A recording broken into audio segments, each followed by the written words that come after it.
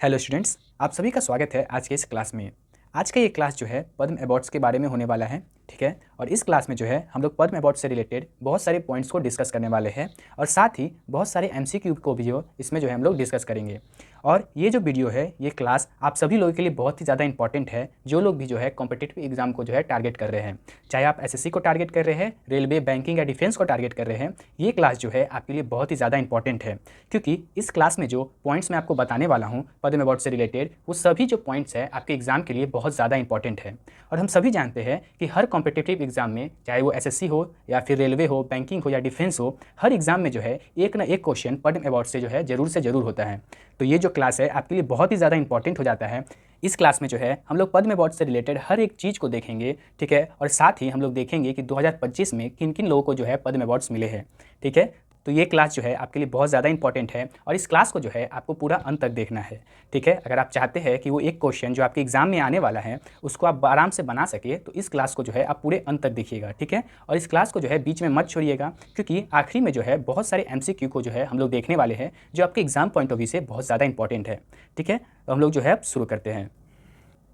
तो यहाँ पर हम लोग सबसे पहले पद्म अवार्ड्स के बारे में कुछ पॉइंट्स को यहाँ पर देख लेते हैं, ठीक है। तो पद्म अवार्ड्स जो है हाईएस्ट सिविलियन अवार्ड्स में से एक है इंडिया में, ठीक है। और ये दिया जाता है अलग अलग फील्ड में, ठीक है, अलग अलग फील्ड में असाधारण उपलब्धियों के लिए जो है ये जो है अवार्ड दिया जाता है। मैं आपको बता दूं कि ये जो वीडियो है ये हिंदी और इंग्लिश दोनों में होने वाला है, ठीक है। हर पॉइंट को जो है मैंने हिंदी और इंग्लिश दोनों में लिखा है, ठीक है। तो आप जो है जो भी लैंग्वेज में कंफर्टेबल है आप उसको जो है पढ़ सकते हैं। और इस क्लास का जो पीडीएफ है मैं टेलीग्राम पे डाल दूंगा, आप जा करके जो है वहाँ से डाउनलोड कर सकते हैं और इसको जो है एक बार खुद से भी आप पढ़ लीजिएगा, ठीक है। तो यहाँ पर हम लोग देख रहे हैं कि जो है Padma awards highest civilian award है इंडिया में और ये दिया जाता है अलग अलग फील्ड में असाधारण उपलब्धियों के लिए। और इसको एस्टैब्लिश किया गया था 1954 में by the government of India. Government of India मतलब इंडियन सरकार द्वारा जो है पद्म अवार्ड्स को स्थापित किया गया था 1954 में, ठीक। और ये जो है अलग अलग फील्ड्स में जो है इसको दिया जाता है, जैसे कि social work, art, public affairs, science and engineering, trade and industry, medicine, literature and education, sports, civil services etcetera. अलग अलग फील्ड में जो है ये अवार्ड को दिया जाता है। आगे हम लोग देखते हैं, तो हम लोग को कुछ जो है हिस्ट्री के बारे में हम लोग यहाँ पर दिए गए हैं पॉइंट्स, तो उसको भी जो है हम लोग एक बार देख लेते हैं। तो यहाँ पर जो है पद्म अवार्ड जो है जनवरी 2, 1954 में जो है इंट्रोड्यूस किया गया था, किसके द्वारा? डॉक्टर राजेंद्र प्रसाद के द्वारा। डॉक्टर राजेंद्र प्रसाद जो है हमारे देश के प्रथम राष्ट्रपति थे। और स्टार्टिंग में जो है हमारे देश में बस दो ही मेन सिविलियन अवार्ड्स थे, एक था भारत रत्न और एक था हम लोग का पद्म अवार्ड्स। स्टार्टिंग में जो है पद्म अवार्ड्स 3 कैटेगरी में बांटा गया था। और ये 3 कैटेगरी क्या क्या थी? तो ये 3 कैटेगरी थी, एक था हम लोग का पहला वर्ग, दूसरा वर्ग और तीसरा वर्ग। बाद में जाकर के 1955 में जो है, जब नाम शायद इसका अच्छा नहीं लग रहा होगा, तो इसका नाम बदल के क्या कर दिया गया, एक कर दिया गया हम लोग का पद्म विभूषण, एक कर दिया गया पद्म भूषण और एक कर दिया गया हम लोग का पद्मश्री। पद्म विभूषण जो है हम लोग का सेकंड हाईएस्ट सिविलियन अवार्ड है और पद्म भूषण जो है हम लोग का वो थर्ड हाईएस्ट सिविलियन अवार्ड है और पद्मश्री हम लोग का फोर्थ हाईएस्ट सिविलियन अवार्ड है। मैं बता दूं कि जो हम लोग का फर्स्ट हाईएस्ट सिविलियन अवार्ड है वो हम लोग का है भारत रत्न, और दूसरा क्या है? दूसरा है हम लोग का पद्म विभूषण, और तीसरा है हम लोग का पद्म भूषण और चौथा है हम लोग का पद्मश्री। आगे हम लोग देखेंगे, तो यहाँ पर जो है अलग अलग समय में क्या क्या इसमें चेंजेस हुए उसके बारे में जो है यहाँ पर कुछ दिया गया है। ये जो है आपके एग्जाम पॉइंट ऑफ व्यू से थोड़ा इंपॉर्टेंट नहीं है, लेकिन मैंने जो है यहाँ पर दे दिया है ताकि जब आपको पीडीएफ मिले तो आप जो है इसको जो है एक बार खुद से देख लीजिएगा। आगे हम लोग बढ़ेंगे, तो यहाँ पर हम लोग का कुछ एक इंपॉर्टेंट पॉइंट है, वो क्या है? वो है सस्पेंशन पीरियड, मतलब कुछ किस साल जो है ये अवार्ड को नहीं दिया गया है। तो एक हम लोग का हो जाएगा कौन सा पीरियड? एक हो जाएगा हम लोग का 1978 और 79, ये 2 साल वो था जिसमें जो है अवार्ड नहीं दिया गया है। और अगला पीरियड था हम लोग का 1993 से 1997, ये एक पीरियड और ये एक पीरियड, ये 2 पीरियड ऐसा था जिस समय जो है ये अवार्ड को नहीं दिया गया था, ठीक है।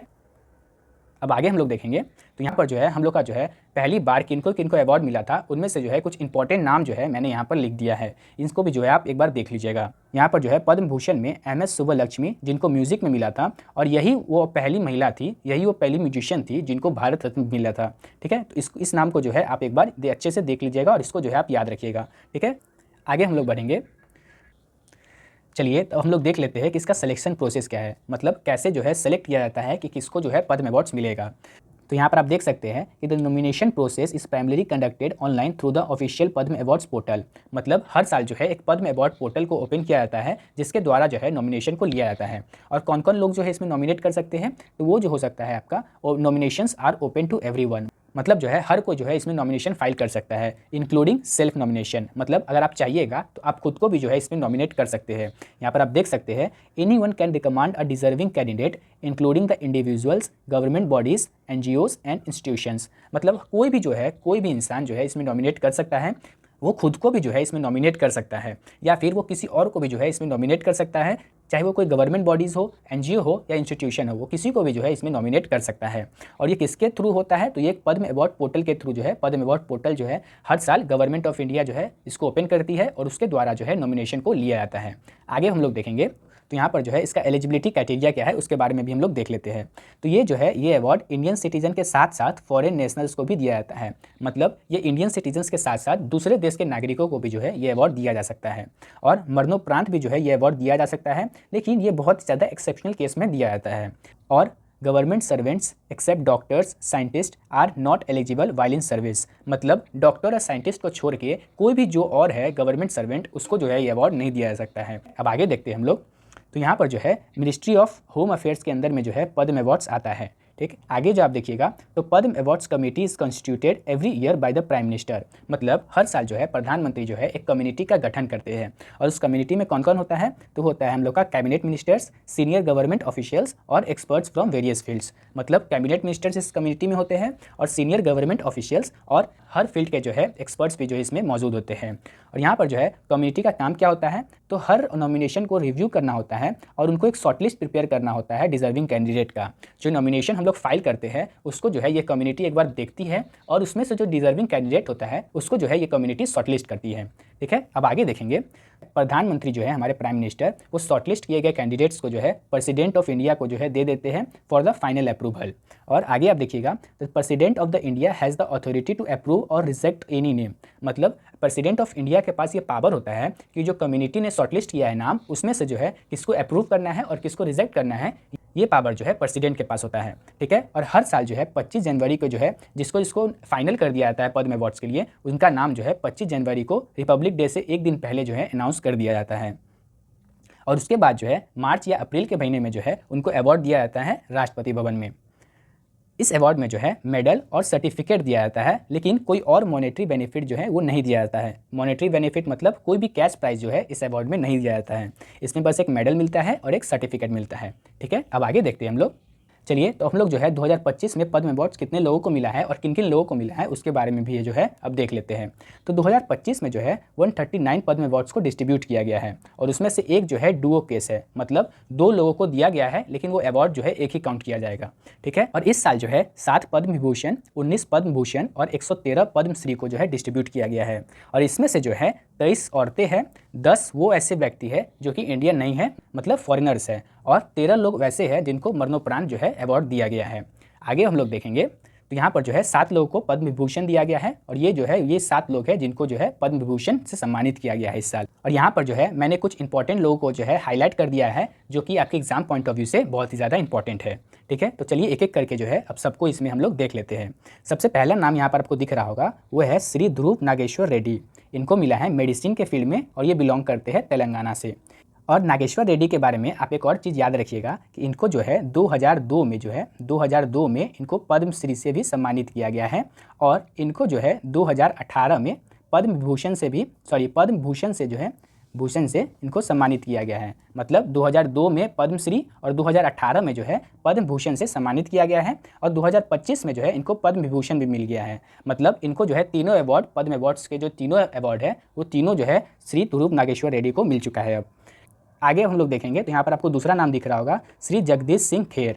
ये हमारे श्री जगदीश सिंह खेर, इनको आप सभी लोग जानते होंगे। 3 तलाक का जब मैटर चल रहा था तो उस समय जो है हमारे देश के चीफ जस्टिस जो है श्री जगदीश सिंह खेर थे। और इनके बारे में जो है आप एक चीज़ याद रखिएगा कि हमारे देश के प्रथम Sikh chief justice of India है। ठीक है, मतलब ये फर्स्ट सिख है जो कि हमारे देश के चीफ जस्टिस रह चुके हैं।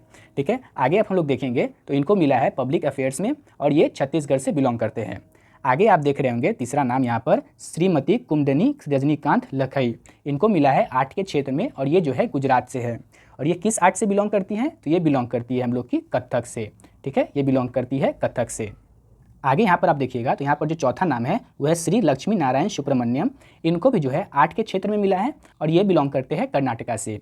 और ये जो श्री लक्ष्मी नारायण सुब्रमण्यम जी हैं, ये किससे बिलोंग करते हैं? तो ये जो है वायलिन से बिलोंग करते हैं, मतलब ये जो है वायलिन बजाते हैं। यहाँ पर आप देख सकते हैं, इनका फोटो भी है। आगे हम लोग 5वां नाम देखेंगे तो यहाँ पर आपको दिखेगा श्री एम.टी. वासुदेव नायर। इनको जो है मरणोपरांत दिया गया है और इनको मिला है लिटरेचर और एजुकेशन के क्षेत्र में, और ये बिलोंग करते हैं केरला से। आगे 6ठा नाम आपको दिखेगा श्री ओशिमन सुजुकी। इनको भी जो है मरणोपरांत अवार्ड दिया गया है और ये बिलोंग करते हैं ट्रेड एंड इंडस्ट्री से। ये जापान के रहने वाले हैं। ये जो है हमारे देश में सुजुकी, जो मारुति सुजुकी कंपनी है, उसको एस्टेब्लिश करने में जो है इनका बहुत बड़ा योगदान रहा है। आगे 7वां नाम आप देखिएगा तो श्रीमती शारदा सिन्हा को भी जो है इस साल पद्म विभूषण से सम्मानित किया गया है और इनको भी जो है मरणोपरांत दिया गया है। ये भी जो है आर्ट के फील्ड में इनको मिला है और ये बिलोंग करती है बिहार से। और जो लोग भी बिहार से बिलोंग करते हैं या फिर आप कहीं से भी है, अगर आप छठ के बारे में जानते हैं तो आप जो है शारदा सिन्हा के बारे में भी जरूर से जरूर जानते होंगे, क्योंकि छठ का पर्व जो है इनके गानों के बिना जो है अधूरा है। ठीक है, और इनको मिला है आर्ट के फील्ड में और ये बिलोंग करती है बिहार से। ठीक है, आगे हम लोग देखेंगे तो इस साल जो है 19 लोगों को पद्म भूषण से सम्मानित किया गया है। ठीक है, और यहाँ पर जो है सभी लोगों का यहाँ पर नाम दे दिया गया है और साथ ही जो है सबको हाईलाइट भी कर दिया गया है उन नामों को जो कि आपके एग्जाम पॉइंट ऑफ व्यू से इंपॉर्टेंट है। ठीक है, आप यहाँ पर देख सकते हैं सभी लोगों को यहाँ पर हाईलाइट कर दिया गया है जो कि आपके एग्जाम पॉइंट ऑफ व्यू से इंपॉर्टेंट है। तो आपको जब ये PDF मिलेगा, जब आप टेलीग्राम से इस PDF को डाउनलोड कर लेंगे तो एक बार जो है सभी नामों को जो है आप खुद से जो है देख लीजिएगा और वहाँ पर आप देख भी लीजिएगा कि किसको किसको अवार्ड मिला है और किस फील्ड में जो है अवार्ड मिला है।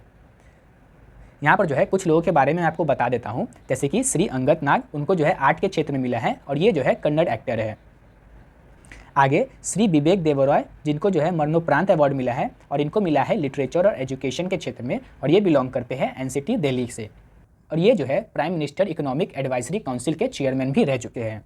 और आगे आप यहाँ पर देखेंगे 4था नंबर पे आपको नाम दिख रहा होगा श्री जतिन गोस्वामी, जिनको मिला है आर्ट के क्षेत्र में और ये जो है यहाँ पर जो है आर्ट लिखा हुआ है, यहाँ पर आर्ट नहीं होना चाहिए था, यहाँ पर स्टेट या कंट्री का नाम होना चाहिए था, लेकिन ये जो है आसाम से बिलोंग करते हैं। ठीक है, और ये जो है सत्रिया डांस के डांसर है। ठीक है, श्री जतिन गोस्वामी। आगे हम लोग देखेंगे यहाँ पर 9वें नंबर पे जो है श्री नादमुरी बालकृष्णन, उनको भी जो है आर्ट के क्षेत्र में मिला है और वो बिलोंग करते हैं आंध्र प्रदेश से। ठीक है, यहाँ पर आप 10वें नंबर पे एक नाम देख रहे होंगे श्री PR श्रीजेश, इनको मिला है स्पोर्ट्स के क्षेत्र में और ये जो है केरला से बिलोंग करते हैं। ये नाम को भी जो है आप याद कर लीजिएगा, इसको हाईलाइट कर देता हूँ मैं। ठीक है, ये इंडिया के पूर्व कप्तान रह चुके हैं हॉकी में और ये जो है बेस्ट गोलकीपर में से एक है दुनिया भर में। और इनको जो है पद्मश्री भी मिला है, इनको पद्मश्री मिला है 2017 में। ठीक, 2017 में है जो है इनको पद्मश्री भी मिला है। आगे श्री पंकज उदास, जो श्री पंकज उदास आप इनको जानते होंगे शायद, अगर आप गज़ल सुनते हैं या गज़ल के शौकीन हैं तो आप जो है श्री पंकज उदास को जो है यहाँ पर जानते होंगे। इनको मिला है आर्ट के क्षेत्र में और ये बिलोंग करते हैं महाराष्ट्र से। अब आगे बढ़ते हैं हम लोग, तो यहाँ पर जो है आप 18 नंबर पर देख सकते हैं श्री सुशील कुमार मोदी, जिनको जो है मरणोपरांत दिया गया है पब्लिक अफेयर्स में और ये जो है बिलोंग करते हैं बिहार से। ये जो है बिहार के वाइस चीफ मिनिस्टर भी रह चुके हैं। तो मैंने जो है कुछ इंपॉर्टेंट लोगों के बारे में यहाँ पर जो है आपको बता दिया है और आप जो है एक बार खुद से भी जो है जब आपको PDF मिलेगा तो आप जो है खुद से एक बार जो है सारे नामों को जो है आप खुद से एक बार देख लीजिएगा। ठीक है, अब हम लोग आगे बढ़ते हैं। तो इस साल जो है पद्मश्री मिला है 113 लोगों को। तो 113 के 113 लोगों को जो है आप याद नहीं कर सकते हैं, इसीलिए जो है मैंने यहाँ पर 11 लोगों को यहाँ पर छाटा है जो कि आपके एग्जाम पॉइंट ऑफ व्यू से इंपॉर्टेंट है। ठीक है, तो इस नाम को भी जो है आप एक बार गो थ्रू कर लीजिएगा जब आपको जो है PDF मिलेगा। यहाँ पर आप देख सकते हैं अरिजीत सिंह को मिला है आर्ट के क्षेत्र में, जो कि बिलोंग करते हैं वेस्ट बंगाल से। सभी लोग जो है अरिजीत सिंह को जानते होंगे। और यहाँ पर जो है दूसरे नंबर पे आप एक नाम देख रहे होंगे श्री हरविंदर सिंह, जिनको मिला है स्पोर्ट्स के क्षेत्र में और जो बिलोंग करते हैं हरियाणा से। और ये जो है पैरा ओलंपिक में जो है 2024 में पैरा ओलंपिक में इनको गोल्ड मिला है और 2020 के पैरा ओलंपिक में इनको ब्रॉन्ज मेडल मिला है और ये जो है तीरंदाज है। तो इसी तरह से जो है आप यहाँ पर 11 लोगों को देख सकते हैं, यहाँ पर सारे जो है इंपॉर्टेंट है आपके एग्जाम पॉइंट ऑफ व्यू से। तो आप जो है एक बार सारे नामों को जो है एक बार खुद से देख लीजिएगा और अच्छे से जो है याद कर लीजिएगा, क्योंकि ये सारे नाम 11 नाम जो है ये आपके एग्जाम पॉइंट ऑफ व्यू से बहुत ही ज़्यादा इंपॉर्टेंट है। तो अब जो है हम लोग बढ़ते हैं अपने क्वेश्चन की तरफ। आपको यहाँ पर पहला क्वेश्चन यहाँ पर दिख रहा होगा। यहाँ पर पूछा गया है कि पद्म पुरस्कार को जो है पहली बार कब स्थापित किया गया था, तो वो किया गया था 1954 में। आगे बढ़ते हैं दूसरे क्वेश्चन की तरफ। तो यहाँ पर पूछा गया है कि विच of the following is not a category of Padma awards. ठीक, तो हम लोग जानते हैं कि पद्म भूषण जो है, पद्म विभूषण जो है हमारे पद्म अवार्ड्स में आता है, तो ये जो है वो सही है। पद्म भूषण भी आता है तो ये भी सही है, और पद्म श्री भी आता है तो ये भी सही है। और पद्म रत्न जो है ऐसा नाम का जो है कोई भी अवार्ड नहीं है, हम लोग का जो है भारत रत्न है जो कि हाईएस्ट सिविलियन अवार्ड है। और पद्म रत्न जो है ऐसा नाम का कोई अवार्ड नहीं है, मतलब ये अवार्ड नहीं है, इसीलिए जो है यही हम लोग का करेक्ट आंसर हो जाएगा, क्योंकि यहाँ पर पूछा गया था not a category of Padma awards. आगे बढ़ते हैं। तो इस क्वेश्चन में पूछा गया है कि who among the following is responsible for giving the final approval of the Padma awardees. हम लोग जानते हैं कि जो फाइनल अप्रूवल होता है वो होता है हम लोग का प्रेसिडेंट ऑफ इंडिया का। अब आगे बढ़ते हैं हम लोग, तो यहाँ पर जो है दिया गया है कि when are the Padma awards usually announced each year, मतलब हर साल जो है कब जो है पद्म अवार्ड्स को अनाउंस किया जाता है, तो वो किया जाता है हम लोग का 25 जनवरी को, एक दिन पहले रिपब्लिक डे के। आगे बढ़ते हैं हम लोग, तो यहाँ पर पूछा गया है कि पद्म पुरस्कार समारोह कहाँ आयोजित किया जाता है, तो ये हम लोग का किया जाता है राष्ट्रपति भवन में। आगे बढ़ते हैं हम लोग, अब इस क्वेश्चन में पूछा गया है कि विच of the following individuals can nominate a person for the Padma award.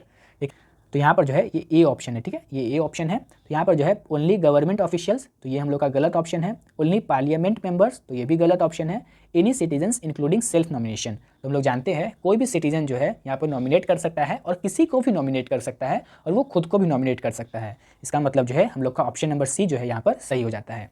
बढ़ेंगे अब आगे की ओर, तो यहाँ पर पूछा गया है कि विच of the following statements is true about Padma awards.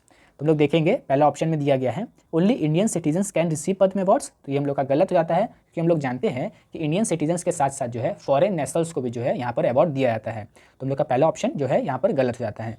दूसरा ऑप्शन में देखेंगे तो यहाँ पर दिया गया है Padma awards are given in 4 categories. हम लोग जानते हैं कि 4 कैटेगरीज में नहीं दिया जाता है, वो दिया जाता है हम लोग को 3 कैटेगरी में, मतलब ये ऑप्शन भी जो है वो गलत हो जाता है। तो यहाँ पर हम लोग को तीसरा ऑप्शन में दिया गया है government servants except doctors and scientist are not eligible while in service, तो ये जो ऑप्शन है ये हम लोग का सही हो जाता है।